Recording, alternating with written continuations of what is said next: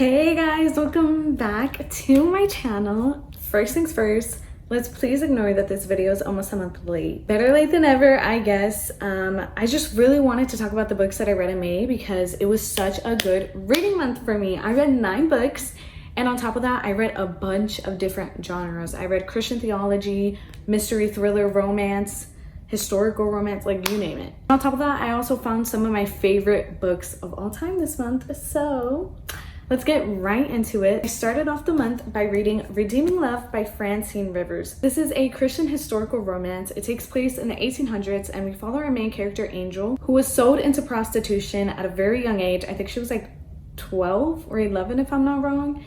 And growing up, she used to believe in God, but after suffering for so many years in her life of prostitution, she ended up losing faith in him, and she ends up marrying this man, Michael, in order to sort of escape the prostitution life. Michael is a firm believer in God, and he was actually called on by God to marry Angel. On the surface, it probably doesn't sound too compelling, but I promise you, she's a big for a reason, okay? She has a great story to tell. I absolutely loved this book. It is now one of my favorite books of all time, honestly. I really loved the story. I think it was so beautifully written by Francine, and she just had a very poetic way of putting everything, and I love how I could feel the characters' emotions. Like, I felt like I was a part of the book. And to be honest, I was kind of prolonging the reading experience of the book because I just did not want to let go of this story. I was enjoying it so much. Really loved it. 5 out of 5 stars for me. The next book I read in May was Ignite Me, the 3rd book in the Shatter Me series. It's the last book in the main trilogy, and I'm not gonna go too into it because I did do a whole reading vlog, which will be up soon, so stay tuned for that. But I did enjoy it. It was my least favorite book in the series. Pretty much all I'm gonna say for now. Stay tuned for the Ignite Me vlog if you wanna hear all my thoughts and see my reactions to the book. But I did give it 4 out of 5 stars. Next book I read in May, I actually don't have the physical copy with me because I let a friend borrow it, but it was Unbreakable by Andrew Wilson. This book is all about biblical inerrancy, but specifically from Jesus's point of view. It basically discusses why we can trust the Bible because Jesus trusted it as well. I think this is a really great book for beginners, maybe if you're new to the faith of Christianity, or even if you're new to the whole theology world like I am. This is the first theology book I've ever read, so I really enjoyed it. Very easy to understand. It's only like 70 pages. It's literally not long at all. I give it 5 out of 5 stars. Definitely one of my favorite books that I read in May. The next book I read was Love and a Little White Lie by Timmy L. Gray, and this is another Christian romance book because I'm telling y'all, Redeeming Love was just too good. I was like, you know what? I'm gonna dive way deeper into the Christian romance genre, and I'm still on a roll. I am loving it so far. This book is about our main character, January, who moves into her mom's hometown with her aunt, and she's sort of just looking for a fresh start. So her aunt gets her a job at this Christian church, but the gag is she's not Christian. Like, she's just not a believer. She's an atheist. She doesn't believe in God at all. And the people that she's working for don't know this, obviously. And yeah, we just sort of follow her journey of finding her relationship with God. There is a bit of a love triangle in here, which I actually really liked. I don't tend to like love triangles because I think they're all really predictable, but this one actually had me on my toes. I cannot keep up with who she was gonna end up with. But yeah, and then we also follow her faith journey and just how she comes to Christ. I feel like for such a deep concept of, you know, coming to Christ, the book was a little bit too surface level for me, if that makes sense. So because of that, I did give it 3.5 stars out of 5. The next 4 books I read, I'm actually not going to go too much into detail about them because I have a whole separate video dedicated to them. It's already uploaded right now, actually. It's called Reading Only Mystery and Thriller for a Whole Week. So the books that I read for that video was The Cabin by Natasha Preston. Literally did not like it at all. I think I gave it 2 out of 5 stars. Literally the most disappointing book I read this month.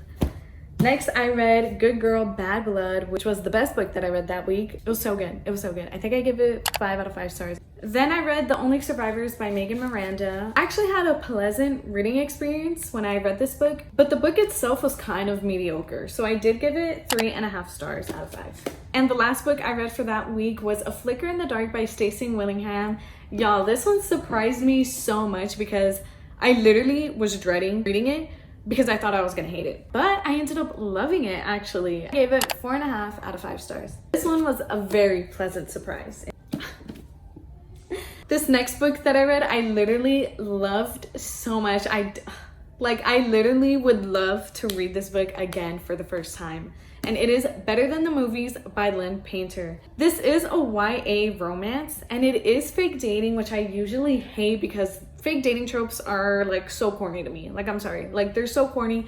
They're very unrealistic, so I just don't really like reading them. But y'all, this one did it for me. Literally don't even know where to start, because Lynn Painter just ate down on everything when it comes to this book. First of all, I loved Wes, literally one of my favorite male characters in a book. I literally wrote it down in my notes because I loved it so much. But chapter 8 of this book, y'all, chapter 8, that's when I knew that this was gonna be one of my favorite books of all time. There were just so many genuine and heartwarming moments in this book, and I loved it so much. I fell in love with the characters.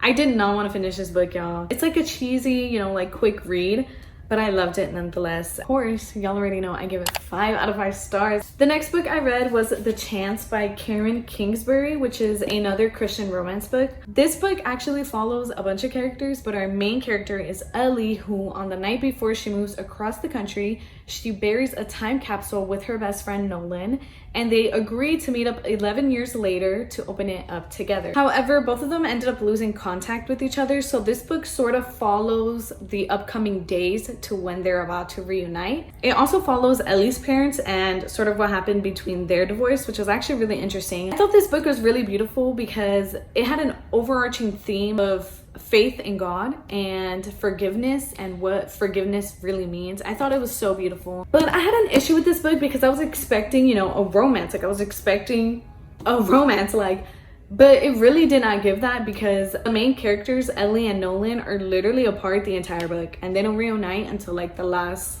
I want to say like 30 pages of the book. So literally for over 200 pages, you're just reading about their life separated from each other, and you're reading about how they both miss each other. So it was very much a slow burn. So if you're into that, I highly recommend this book. But me personally, I'm not into the slow burn at all. I ended up giving it 3 out of 5 stars. The last book I read in May was The Upside of Falling by Alex Light. Now let me tell y'all why I read this book, because as y'all just heard a few minutes ago, I loved Better Than the Movies. I loved it so much that I'm not even gonna hold you.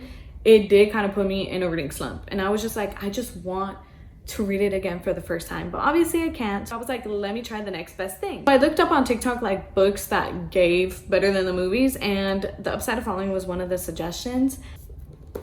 All I'm gonna say is, yeah, I really don't like fake dating tropes. Like, I don't. It's just not for me. It's just really corny, really unrealistic. I don't like it. The book is really short. It's only like 200 pages, and it is originally a Wattpad book. I don't have much to say about this book. Like, it's just a fake dating trope. Like, that's literally the synopsis. It's a fake dating trope. Like, it wasn't bad or anything, but it definitely, and I mean definitely, did not give Better Than the Movies. But yeah, it wasn't a horrible book by any means. I actually gave it 3 out of 5 stars. So that concludes all the books that I read in May of 2023. I really hope you guys enjoyed this video. Please comment down below if you guys have read any of these books, or if any of these books are on your TBR. I really want to know. With that being said, thank you guys so much for watching today's video. I really do appreciate it. Don't forget to like and subscribe, and I will catch you guys in my next video.